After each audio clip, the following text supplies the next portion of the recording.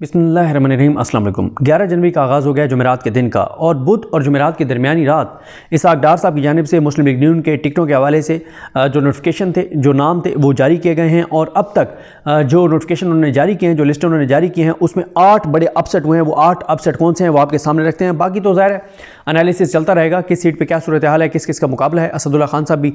इस पर वीलॉग्स वो स्टार्ट कर रहे हैं और इस पर हम ज़ाहिर है बात करते रहेंगे। लेकिन सबसे बड़ा जो मेरे नज़दीक अपसेट है वो ये है कि PP12 टेक्सला, यहाँ से हसन अयूब साहब के भाई मोहसिन अयूब साहब का नाम नहीं है, और इस पर यह बताया जा रहा है कि सीट एडजस्टमेंट में इस्तेकाम पाकिस्तान के अमार सदीक खान जो भतीजे हैं गुलाम सरवर खान साहब के, उनको टिकट उनको क्योंकि इस्तेकाम पाकिस्तान टिकट दे रही है तो सीट एडजस्टमेंट है, तो वहाँ पे नून लीग अपना उम्मीदवार ही खड़ा नहीं करने जा रही। गो कि इस पर हसन अयूब साहब जो हैं उन्होंने ये ट्वीट किया है कि मोहसिन अयूब और तलाल चौधरी मेरे भाई हैं और दोनों के हवाले से अभी फैसला नहीं हुआ। हालांकि ऐसा नहीं है, और जहाँ जहाँ पे नून लीग ने टिकट नहीं दिया तो इसका मतलब ये है कि वहाँ पे इस्तेकाम पाकिस्तान के साथ सीट एडजस्टमेंट हो चुकी है, और इसलिए नून लीग ने वहाँ पर अपना उम्मीदवार नहीं दिया। लेकिन ज़ाहिर है हम इंतजार करेंगे। अभी जो हसन अयूब साहब ने कहा है, मेरे नज़दीक सबसे बड़ा अपसेट ये है क्योंकि हसन अयूब साहब जो हैं वो नून लीग का जिस तरह से उन्होंने नून लीग को डिफेंड करते हैं, जिस तरह से रोज़ाना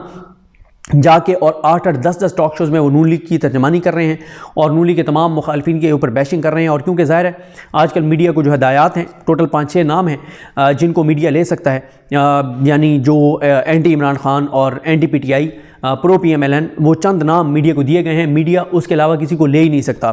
तो हसन अयूब साहब जो हैं वो इसलिए रोज़ाना कई टॉक शोज़ करते हैं, भारी जिम्मेदारी उनके कंधों पर, क्योंकि ये वो वक्त है जब मुस्लिम लीग नून के अपने लोग मुस्लिम लीग नून को छोड़ के जा रहे हैं और नून लीग के लिए टिकट पर इलेक्शन लड़ना बड़ा मुश्किल हो गया है। ऐसे वक्त में नून लीग को डिफेंड करना ये कोई आसान टास्क नहीं था, लेकिन हसन भाई जो हैं वो हमारे दोस्त हैं, भाई हैं, बड़ा अच्छा उनके साथ ताल्लुक़ है, तो वो ये मुश्किल जिम्मेदारी अदा कर रहे हैं। बल्कि उन्होंने तो ऑफ़र किया मुस्लिम लीग नून को कि अगर आप मुझे 5-6 करोड़ रुपया महीने का दें तो 4-5-6 महीने के अंदर अंदर मैं PTI को शिकस्त दे दूंगा सोशल मीडिया पर। लेकिन एक जो इतनी इस हद तक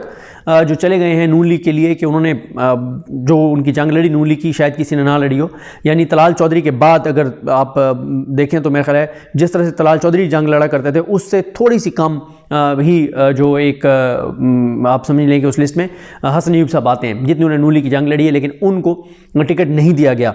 हालांकि हसन अयूब साहब ने जुल्कुरनैन साहब हमारे दोस्त हैं, जुल्कुरनैन इकबाल, उनके साथ वीडियो में कहा था कि तलाल चौधरी को टिकट मिलेगा क्योंकि नवाब शेर वसीर जो हैं उनको नवाज शरीफ ने वीटो कर दिया है, बड़ा दबाव है, लेकिन नवाज शरीफ उनको टिकट नहीं दे रहे। लेकिन अब तलाल चौधरी का भी नाम नहीं है। दूसरा बड़ा अपसेट तलाल चौधरी साहब का है, वहाँ पे नवाब शेर वसीर जो हैं उनको, जो PTI के मुनर्रफ रुकन थे, उनको नून लीग टिकट मतलब सीट एडजस्टमेंट में सपोर्ट करने जा रही है। और हालांकि आप देखें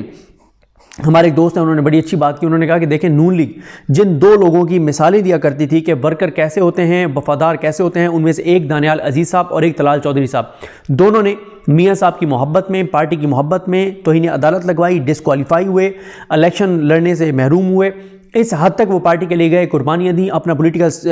करियर स्टेक पे लगाया, सब कुछ किया, लेकिन आज उन दोनों को टिकट से महरूम कर दिया गया है। हसन अयूब साहब को टिकट से महरूम कर दिया गया है, और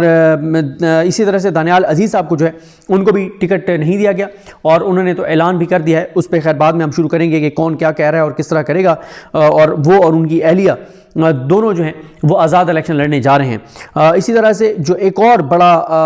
अपसेट है वो फैज़ुल हसन चौहान साहब के हवाले से है, PP17। यहाँ से फैज़ुल हसन चौहान साहब को सीट के साथ सीट एडजस्टमेंट नहीं की गई। फैज़ुल हसन चौहान साहब वो हैं जिन्होंने नून लीग यानी जब वो इस्तेकाम पाकिस्तान में आए तो उन्होंने जो अटैक्स किए इमरान खान साहब पर, उनकी ज़ात पर, उनकी फैमिली पर, ये दोनों इकट्ठे हैं, फैज़ुल हसन चौहान साहब और फिरदौस अशीक अमान साहबा। इन दोनों ने जितने अटैक किए इमरान खान की फैमिली पर, जितने इन्होंने बयानात दिए, जितने TV टॉक शोज़ में गए, बल्कि मैं उन दिनों में बोल TV में था तो यानी फ़र्ज़ था हमारे चैनल के ऊपर भी, बोल के ऊपर फ़र्ज़ था कि हमने रोज़ाना, हमें 5 नाम दिए गए थे और कहा गया था कि इनमें से एक नाम डेली होगा पूरे प्रोग्राम में, और उन 5 नामों में जो 2 नाम थे वो फिरदौस आशिक अमान साहबा और फैज़ुल हसन चौहान साहब थे। और ये भी हदायत और अहकामात थे कि इन दोनों से कोई जो है वो सख्त सवाल नहीं किए जाएंगे, और इनको पूरा मौका फराहम किया जाएगा कि ये इमरान खान साहब और बुश बीबी साहिबा उन पर ज़ाती हमले करें, अटैक करें, और वो जो ये ज़ाती हमले करें उनको कोई एडिट नहीं कर सकता, कोई बीप नहीं लगेगा। जो भी ये बुशरा बीबी और इमरान खान के ख़िलाफ़ कहेंगे वो बग़ैर एडिट के जाएगा, वो लाइव जाएगा या वो रिकॉर्डेड होगा तो वो बग़ैर एडिट के जाएगा, कोई उसको किसी तरह से जो है वो नहीं रोकेगा। तो यानी इस हद तक इन दोनों ने सर्विसेज दी, लेकिन इन दोनों के साथ सीटें टेस्ट में नहीं हुई। इनके साथ PP-17 में और फिरदौस आशिक अमान साहिबा NS-70 वहाँ पे चौधरी अरमगान सुबहानी जो हैं उनको नून लीग ने टिकट दे दिया। इन दोनों के साथ सीट एडजस्टमेंट नहीं की और ये बड़ा एक नून लीग की बड़ी एक क्या कहें नून लीग की, या जिन्होंने इनको कहा था कि आपको टिकट ज़रूर मिलेगा, ये उनका इम्तिहान है, क्योंकि जितनी सर्विसेज इन दो ने दी हैं इस्तेकाम पाकिस्तान में किसी ने वो कहीं नहीं किया। इमरान खान और उनकी अहलिया के हवाले से ज़ाती हमले किसी ने नहीं किए, जो ज़ाती हमले इन दोनों ने किए, लेकिन इन दोनों को बेचारों को कुछ नहीं मिला। फैसलाबाद से राना एहसान अफजल, राना अफजल साहब के बेटे हैं और उनको टिकट देने के बजाय नून लीग ने राजा रियाज साहब जो अपोजिशन लीडर थे, उन्होंने भी अटैक किए हुए हैं PMLN पर, बहुत से बयान दिए हुए हैं और ये अपोजिशन लीडर थे उस पार्लियामेंट के, जिस पार्लियामेंट को काजी फाइज ईसा साहब कहते हैं कि मेरे दिल के, मेरी रूह के, मेरे दिमाग के बहुत करीब है। मैं सदके वारी और कुर्बान हूँ उस पार्लियामेंट पर और उसकी कानून साजी पर और नून लीग की कानून साजी पर। उस पार्लियामेंट की बेवकत पार्लियामेंट, जो वो पार्लियामेंट जिसमें 45 से 50% सीटें पे लोग मुस्ताफ़ी हो गए थे, उस पार्लियामेंट का पोजीशन लीडर राजा रियाज था, जिस पार्लियामेंट को काजी फाइज ईसा साहब बहुत मुकद्दस गिरदानते हैं। क्यों? क्योंकि उसमें अक्सरियत नून लीग की थी, हुकूमत नून लीग की थी, तो काजी साहब को वो पार्लियामेंट बहरहाल बहुत पसंद है। उसके बाद एक और अपसेट, चौधरी जाफ़र इकबाल साहब जो हैं उनको जो है वो नहीं टिकट दिया गया, हालांकि बड़े नून लीग के वफादार साथी, बहुत कुर्बानियाँ देने वाले, और उनकी जगह जो है वो नसीर सिद्धू साहब को दिया गया है, जो बताया गया है कि एयर चीफ जो हैं उनके भाई हैं। और इसी तरह से 8वां जो अपसेट है वो आयशा रजब बलोच साहब हैं। आयशा रजब बलोच साहबा जो हैं, ये रजब बलोच साहब की अहलिया हैं और रजब बलोच साहब की आपने एक तस्वीर देखी होगी कि वो कैंसर के मर्ज़ में मुब्तला थे और बेड पर थे, लेकिन जब नून लीग को वहाँ पे वोट की ज़रूरत थी पार्लियामेंट में, कौमी असम्बली में, तो रजब बलोच साहब जो हैं वो व्हील चेयर पर गए थे और ये उनकी वफ़ा थी शरीफ ख़ानदान के साथ, नून लीग के साथ, पार्टी के साथ, ये उनकी कमिटमेंट थी। लेकिन आज नून लीग ने उस वफ़ादारी का ये सिला दिया है कि उनकी जो अहलिया है आयशा रजब बलोच, उनको ना तो मखसूस नशिस्तों पर कौमी असम्बली या सूबाई असम्बली में एडजस्ट किया है और ना ही उनको टिकट दिया है, और वहाँ पे उन्होंने अली गौर बलोच साहब को दिया है जो उनके भाई हैं, लेकिन ज़ाहिर एक इख्तलाफ है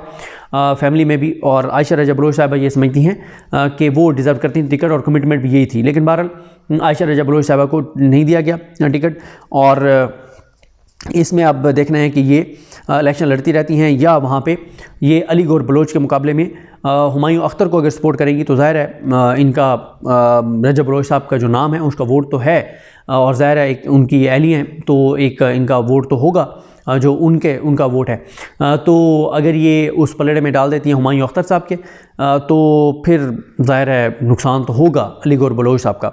और पार्टी ने इनको मुकम्मल तौर पे इग्नोर किया है और ये बड़ी अफसोसनाक एक सूरत हाल है पार्टीज़ के अंदर कि जो उनके कुर्बानियाँ देने वाले हैं वर्कर्स, उनको पार्टीज़ बहुत ज़्यादा इग्नोर करती हैं। और नून लीग ने तो जो टिकट दिए किसी को समझ भी नहीं आ रही कि टिकट नून लीग ने कैसे दिए हैं।